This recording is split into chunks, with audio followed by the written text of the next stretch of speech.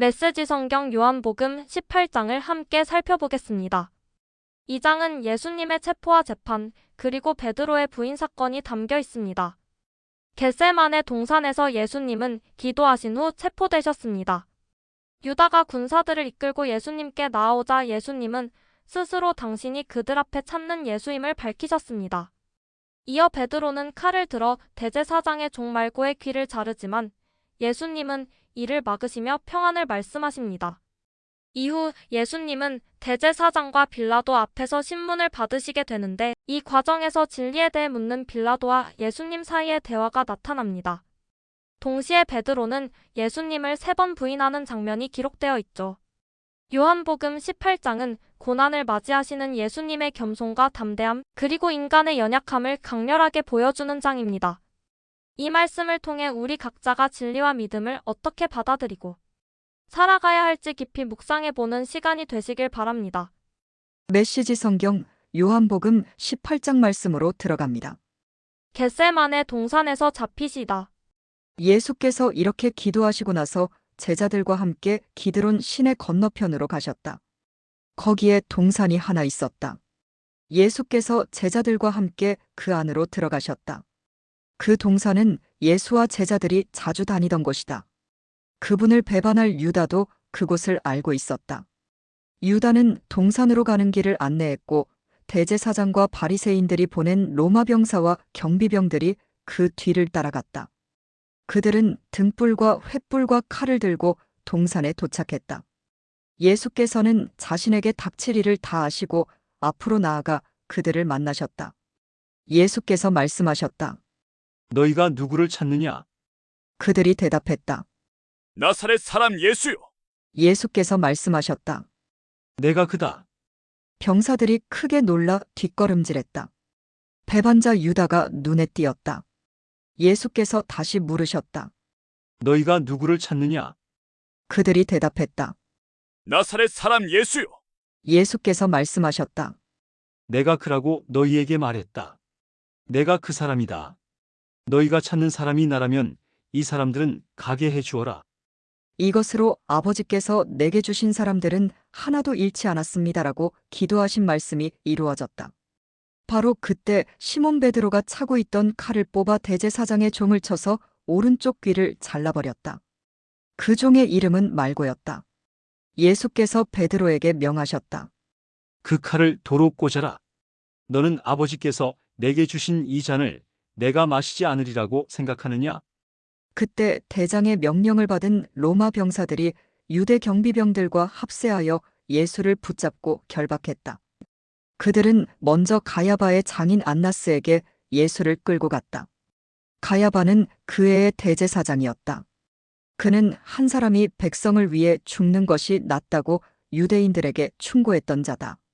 시몬 베드로와 또 다른 제자가 예수를 뒤따라갔다. 그 다른 제자는 대제사장과 아는 사이여서 예수를 따라 대제사장의 집 안뜰에 들어갈 수 있었다. 베드로는 밖에 머물러 있어야 했다. 곧 다른 제자가 나와서 문지기에게 말하고 베드로를 데리고 들어갔다. 문을 지키던 젊은 여자가 베드로에게 말했다. 당신도 저 사람의 제자 가운데 하나가 아닌가요? 베드로가 말했다. 나는 아니요. 날이 추워 종들과 경비병들이 불을 피워놓고 그 주위에 모여서 불을 쬐고 있었다. 베드로도 그들과 함께 서서 불을 쬐었다. 대제사장에게 신문 받으시다. 안나스가 예수의 제자들과 가르침에 대해 그분을 신문했다. 예수께서 대답하셨다. 나는 드러내놓고 말했다. 나는 언제나 유대인들이 모두 모이는 회당과 성전에서 가르쳤다. 나는 모든 것을 공개적으로 했다. 은밀히 말한 것은 하나도 없었다. 그런데 너희는 왜 나를 음모자 대하듯 하느냐? 내 말을 들은 사람들에게 물어보아라. 내가 무슨 말을 했는지 그들이 잘 안다.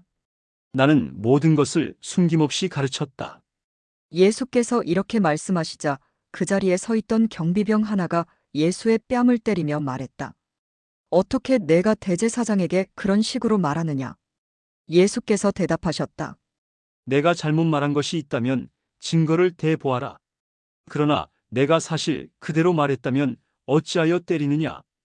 그러자 안나스는 예수를 결박한 채로 대제사장 가야바에게 보냈다. 그동안 시몬 베드로는 뒤로 물러나 불가에서 불을 쬐고 있었다. 거기에 있던 다른 사람들이 그에게 말했다. 당신도 저 사람의 제자 가운데 하나가 아니요? 베드로가 부인했다. 나는 아니요. 대제사장의 종 가운데 한 사람으로 베드로에게 귀를 잘린 사람의 친척이 말했다. 당신이 동산에서 저 사람과 함께 있는 것을 내가 본 것 같은데? 베드로가 다시 한번 부인했다. 바로 그때 수탈기 울었다. 빌라도 앞에 서시다. 사람들이 예수를 가야바에게서 로마 총독의 관저로 끌고 갔다. 때는 이른 아침이었다.